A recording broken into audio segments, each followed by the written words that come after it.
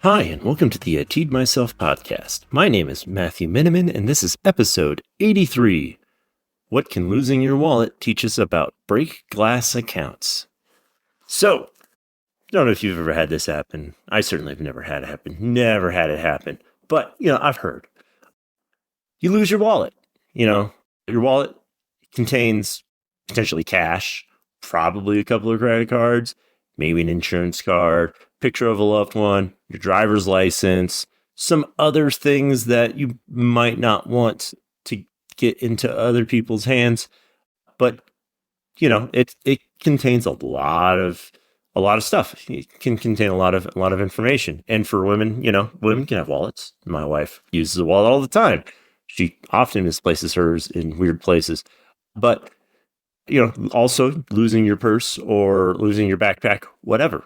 You're losing something that contains a massive amount of control of your life, and you don't realize what happens or how much you rely on that device that contains all of this stuff until you don't have it anymore.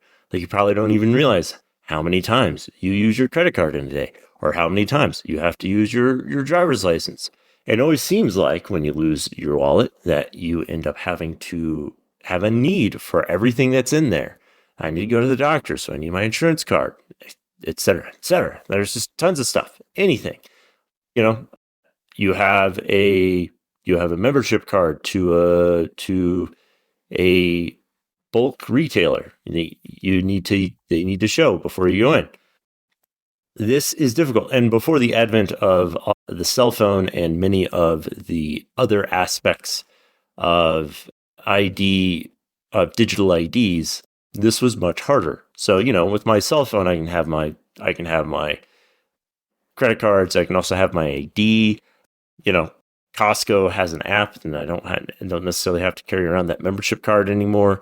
There's a lot of different ways for me to not have to have a wallet anymore. But if you use your wallet for your regular day-to-day purposes, it can be a challenge to go through your normal life without it, because now you don't have a way to identify yourself. You have no way to pay for things. You have no way to collect on the game points that you scored using the coin machine at the Shoe Little Arcade outside of the bowling alley. You've now lost a lot of opportunity, and it makes things difficult. But with this, you find that you've basically started relying on all of these things, or you have relied on all of these things for a very long time. And you can feel lost. You can feel that you don't have a certain level of control. And it can definitely feel that way, specifically directly after losing your wallet. And if you lose your cell phone, it's the same thing. You're now out with it. You are out of this very useful tool that you're very used to relying on, and it can put you in a position where you're not sure what to do next. You have no idea how to proceed with the rest of your day. I recently had to replace my cell phone, and it was a bit of a challenge, because my cell phone is what I occupy my time when I'm not doing anything else. I check news, my email, have to look at my alerts through my cell phone, and not having that kind of throws you for a loop, and you're not really sure how to react. These things can kind of cascade out of control without your constant viewpoint on. And I know there's a lot to be said about human society, about how addicted we are to cell phones and so on and so forth. And I'm not here to preach about that, because don't give a shit. It's a tool. I use it. I bought the goddamn thing. I paid $1,000 for it. I'm gonna use it. But that being said, you also don't hear people bitching about being addicted to their cars, at least not in America. Anyway, whole point being is that you're reliant on this tool, and when you don't have it, it can be very difficult to proceed and go forth and be able to live your life. And so sometimes, if you lose your wallet, there are some people who might be like, oh, well, I have to have a way to get my stuff back. So when I lose my wallet, I'm actually going to use my cell phone from there on. Or, cell phone folks with the cell phone might be like, okay, so I'm going to have a backup cell phone. I'll buy a cheap ass cell phone that I can use just in case I lose my primary cell phone. You could be thinking like that. There are plenty of cheap Android models out there. You iPhone users are unfortunately SOL when it comes to buying a cheap phone. $600 is as cheap as you get, motherfucker. Anyway, all that being said, you might go that route. You might try to prepare yourself a backup plan for utilizing your identity and your payment platforms and so on and so forth. And so in IT, we also do this. And this actually happens not infrequently, where you lose control of an environment or an account, and you need a way to get back in to your systems. So one of the things that can often happen is, like with Microsoft 365, there's a concept of conditional access, which means I'm going to craft the rules and situations in which users can log into my Microsoft 365 apps, whether that be Word or Excel or Outlook or SharePoint or whatever, Teams.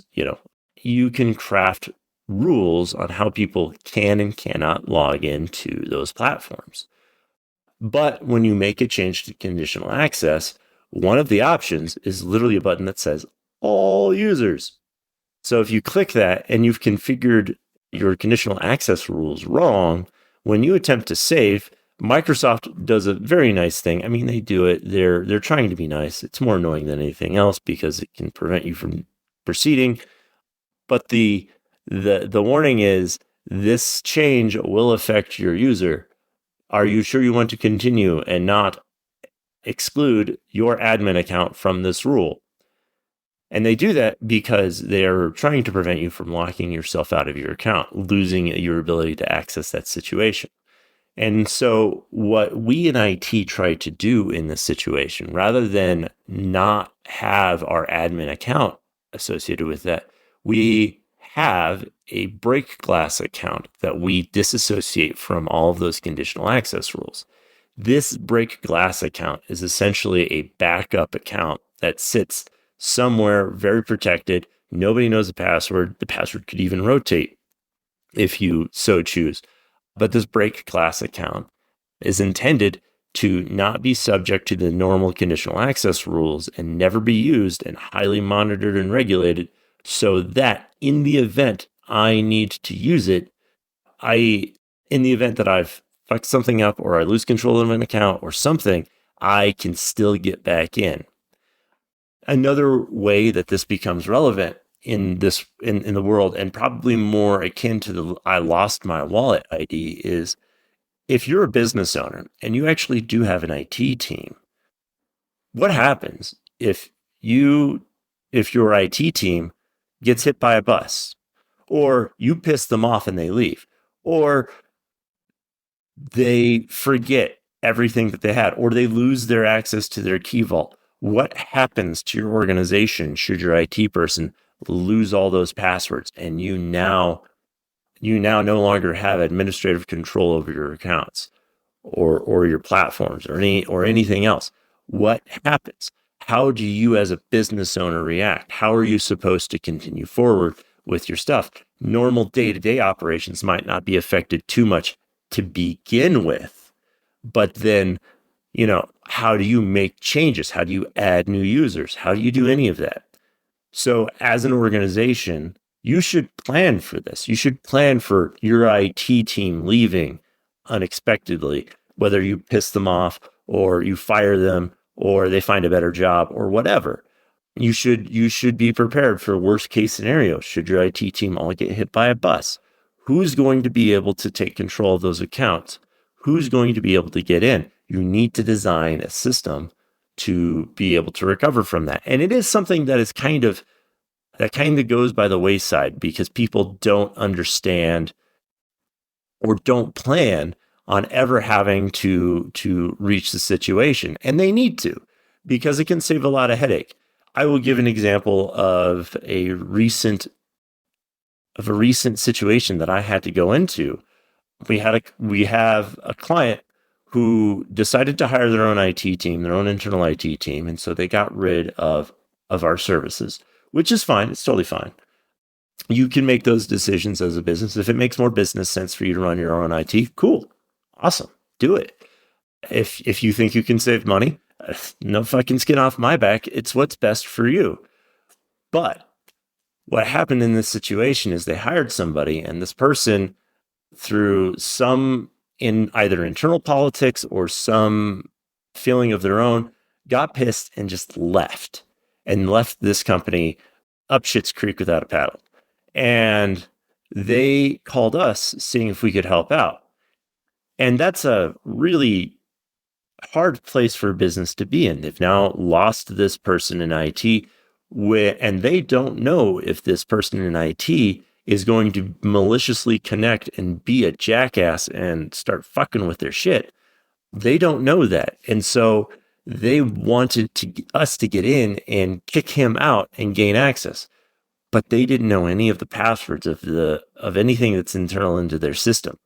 And so we had to spend time to rescue them from their own mistakes, to rescue their domain and get them back up. Luckily, we were able to do that because there's talent in our team, but you might not be so lucky. You might not be in a position, or you as a business owner are able to do that.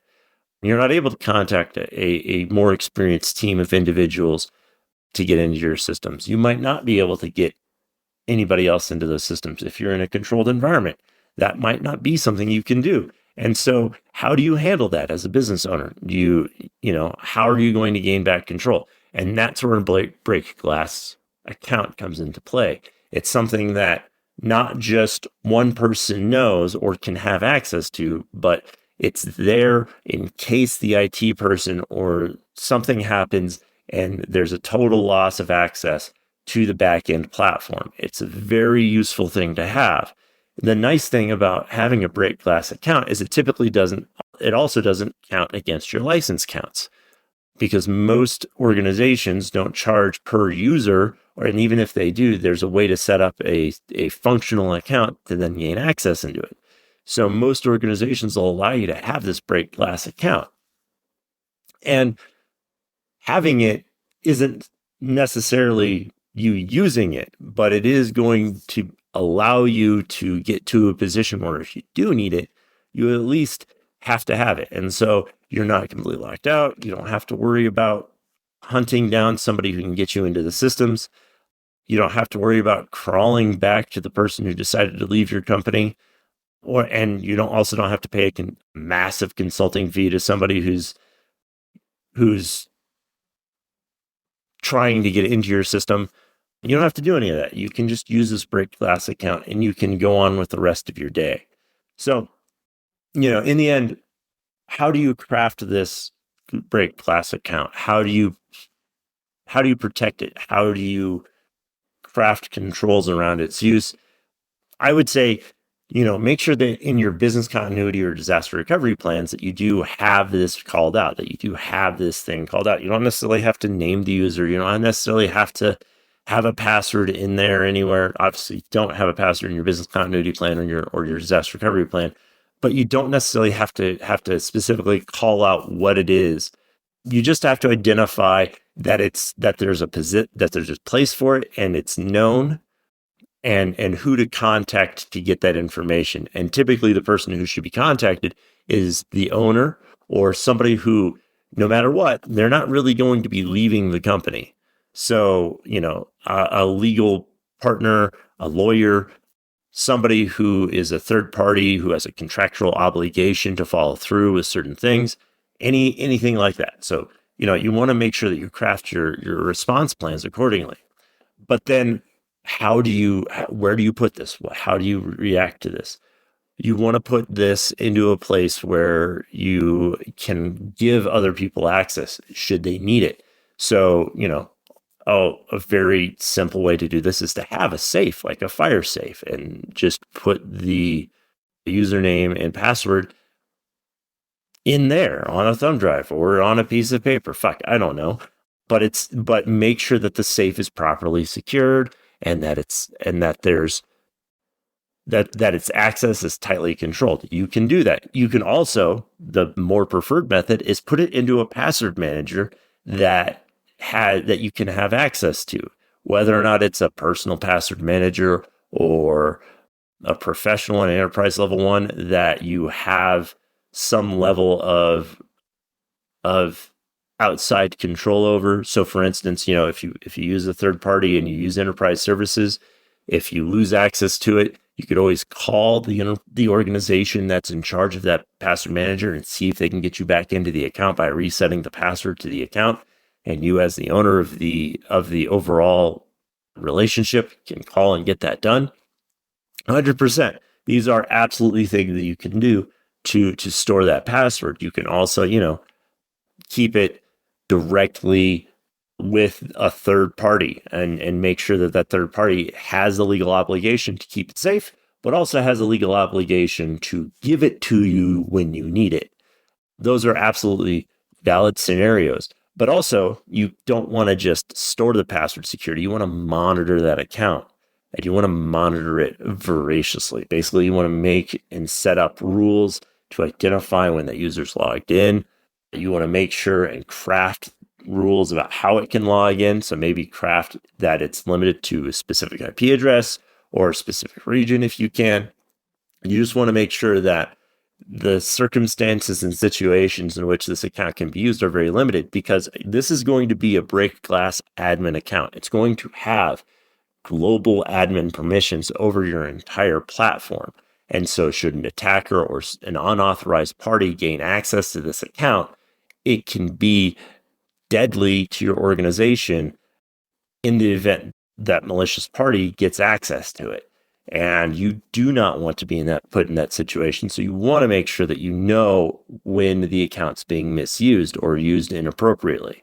So, when you craft this, those are the things to consider. And it's something to consider before it happens. The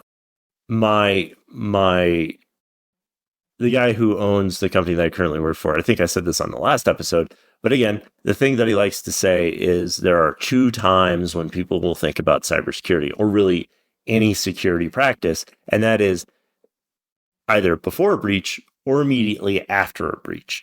And this is exactly the same kind of situation. Most companies won't think about this type of break glass account until immediately after a situation occurs where they lose access to everything. So be one of the smart ones and start planning to do it before it happens. So that way you make sure that you're not put out of the game. You're not up shit's creek, and if you are up shit's creek, you at least have one paddle to get you to shore. So that's all I got time for today, guys. I hope you have a great day.